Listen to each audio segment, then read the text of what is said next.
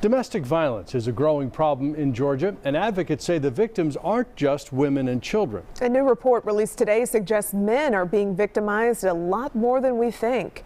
Fox 5's Brian Hill has a look at the new study from the Georgia Commission on Family Violence.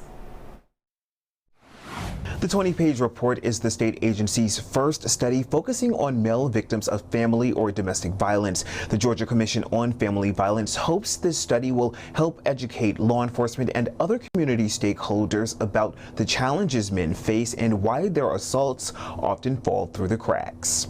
The belief that the domestic violence organizations and shelters and safe houses out there, I believe among males, is that they aren't there to service them. The Georgia Commission on Family Violence's graph here shows the data collected from 2016 to 2020. While women make up the majority of family violence victims, the report found that men account for 30%. We have to, as a society, give men the space to admit that they are victims. The Commission's research identified 256,000 reported family violence incidents over a 4-year period. According to the report, 1 in 10 men experience stalking, sexual and/or physical violence by an intimate partner during their lifetime. When it's a female who is the abuser, the natural inclination, I think, may be to assume that he can handle himself.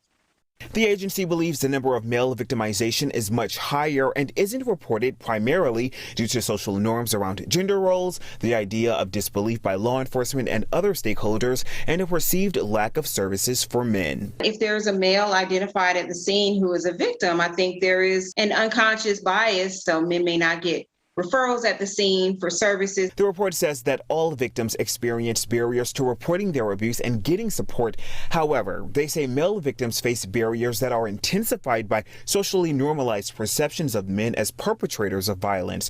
The Commission's goal for this report is to create awareness and improve responsiveness and accessibility to services for anyone in this struggle. Without adequate services, we risk more lives being lost. The Commission now plans to examine other special populations like immigrant and LGBTQ communities who've also been less represented in conversations about this issue. Brian Hill, Fox 5 News.